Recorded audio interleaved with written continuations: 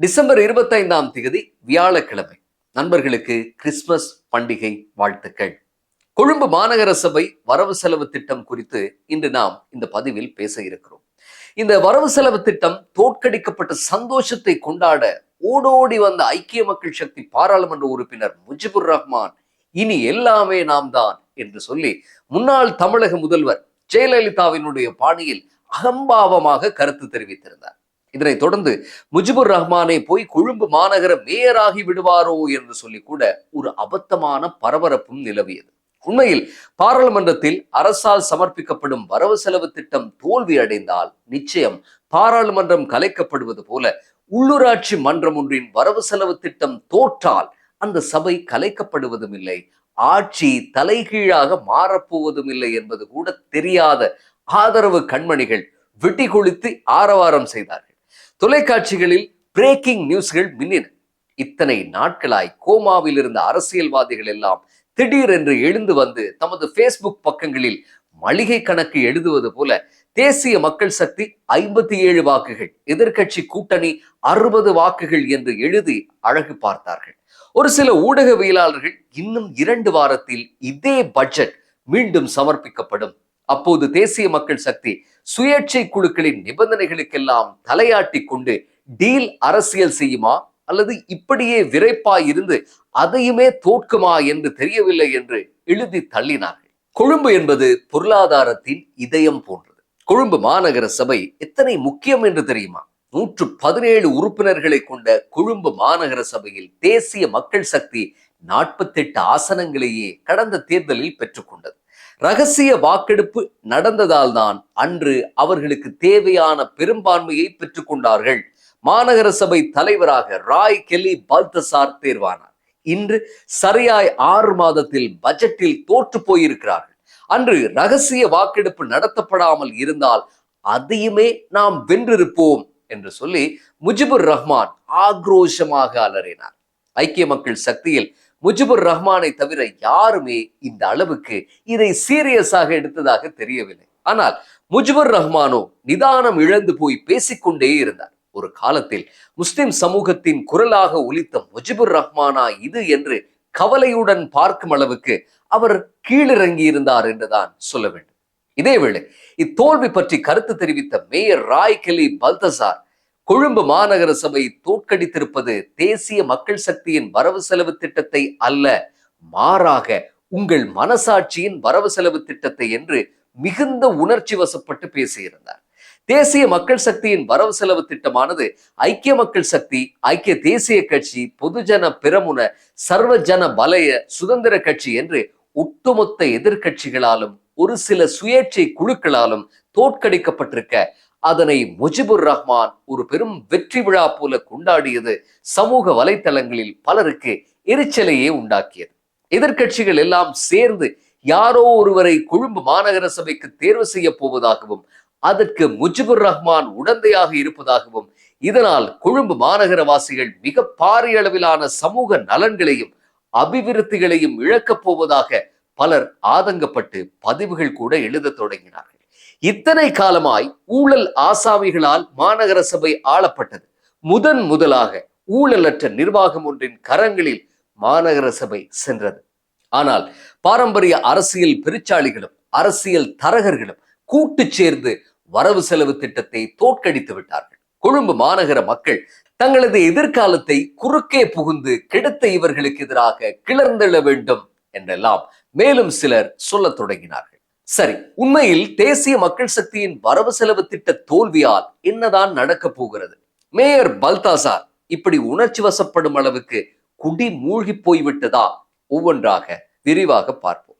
கொழும்பு மாநகர சபை இலங்கையின் சரித்திரத்தில் மிக முக்கியத்துவமிகு பாரம்பரிய உள்ளூராட்சி நிறுவனமாக இருக்கலாம், பொருளாதார கேந்திர முக்கியத்துவமிகு ஆட்சி மன்றமாக கூட இருக்கலாம். ஆனால் புதிய உள்ளூராட்சி சட்ட திருத்தப்படி கொழும்பு மாநகர சபைக்கும் ஒரு சட்டம்தான், கோரளைப்பற்று பிரதேச சபைக்கும் ஒரு சட்டம்தான், பண்டுவஸ்னுவர பிரதேச சபைக்கும் ஒரு சட்டம்தான். அதாவது பட்ஜெட் தோற்றது என்பதற்காக பொழுது விடிந்ததும் ஆட்சி கவிழ்வதில்லை.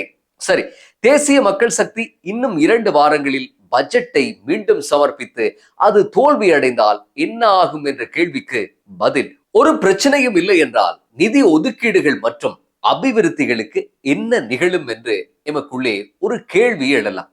அதற்கு உள்ளூராட்சி சட்டம் மூலம் தெளிவான பதிலை வழங்கியிருக்கிறது. பட்ஜெட் நிறைவேறியதாக நினைத்துக் கொண்டு பணிகளை ஆற்றிக்கொண்டு போகலாம். மேயரோ மந்திரிகளோ யாரும் தம் அந்தஸ்தை இழக்க மாட்டார்கள். சரி, சுயேட்சைகள் மீண்டும் காலை வாரி 2026ஆம் ஆண்டு டிசம்பரில் 27ஆம் ஆண்டுக்கான வரவு செலவு திட்டத்தையும் கவிழ்த்தால் என்ன நடக்கும்? அதே பதில்தான். பிரச்சனை இல்லை.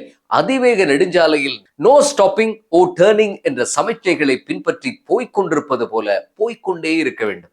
வடிவேலு சொல்வது மாதிரி எவ்வளவு அடிச்சாலும் தாங்குறான்னு எதிர்கட்சி கூட்டணிகள் கேவலப்படுத்தலாம்.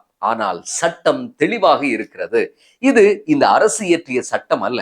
பசில் ராஜபக்சவின் மூளையில் உதித்தவைகளுக்கு உள்ளூராட்சி சட்டமூலத்தை திருத்தி அனுமதி கொடுத்த நல்லாட்சி அரசிடம்தான் கேள்வி கேட்க வேண்டும். சரி, 2027ஆம் ஆண்டு டிசம்பர் மாத பட்ஜெட்டும் தோல்வி கண்டால் எல்லாம் முடிந்ததா என்று கேட்டால் அப்போதும் இல்லை. மேல் மாகாண ஆளுநர் வந்து பட்ஜெட் எந்த காரணத்துக்காக நிராகரிக்கப்பட்டது என்று பார்ப்பார். வெறும் உப்பு சப்பில்லாத பழிவாங்கும் நோக்கம்தான் காரணமா, அல்லது எதிர்கட்சிகளின் கோரிக்கைகளை கருத்தில் கொள்ளாது தமது இஷ்டத்துக்கு பட்ஜெட்டை தாக்கல் செய்ததுதான் காரணமா என்று ஆராய்வார். 2 நாட்களுக்கு முன்பு நடந்தது போல வீம்புக்கு பட்ஜெட் தோற்கடிக்கப்பட்டது என்று ஆளுநர் முடிவு செய்தால் அப்படியே ஆட்சியை தொடரச் செய்வார். அல்லாத பட்சத்தில் பொருத்தமான மாநகர சபை மேயரை தெரிவு செய்து கொள்ளுமாறு ஆளும் எதிர்கட்சி உறுப்பினர்களுக்கு அறிவுறுத்துவார்.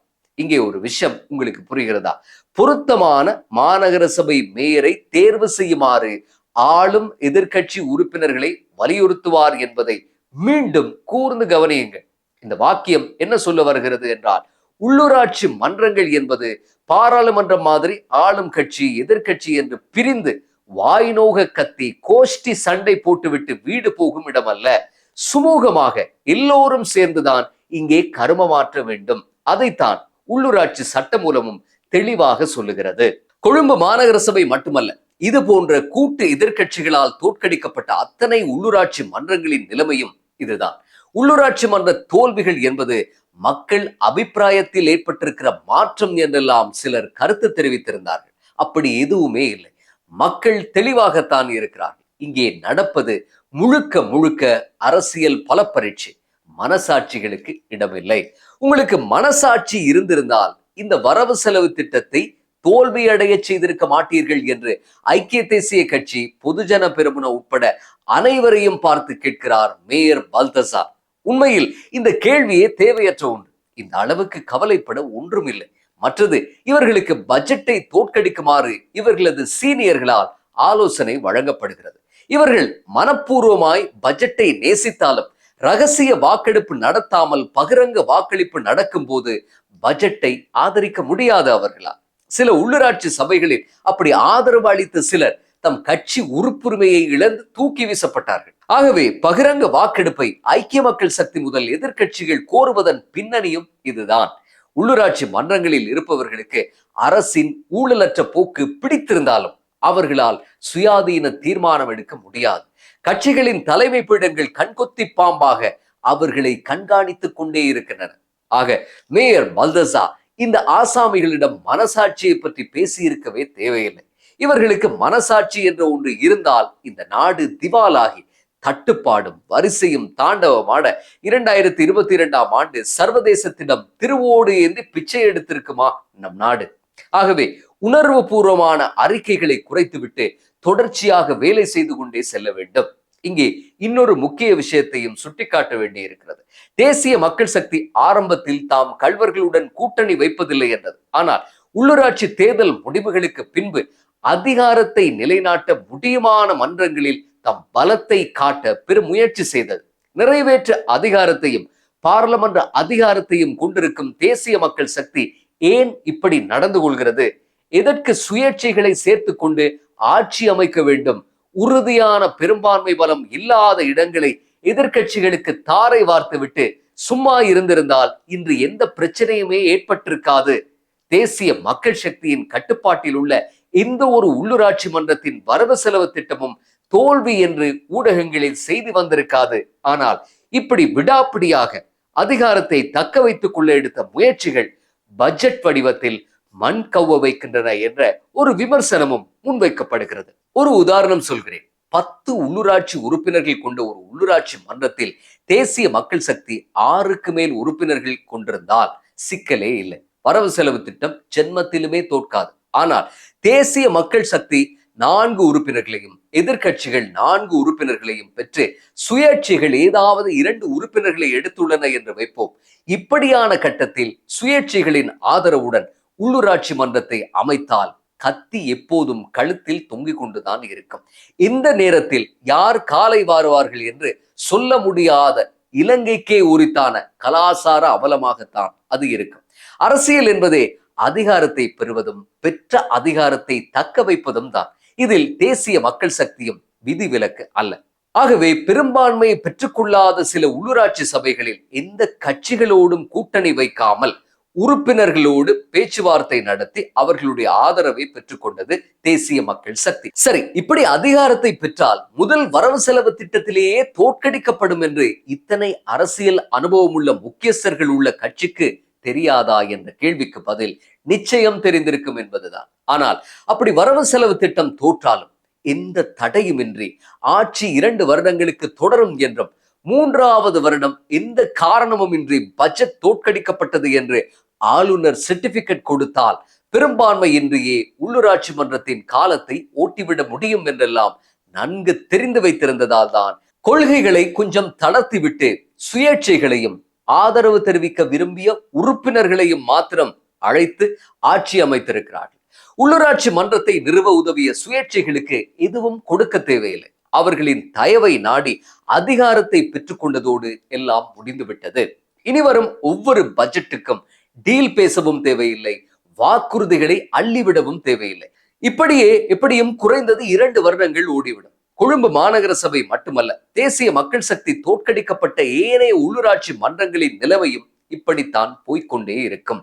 எதுவும் தடைப்படாது.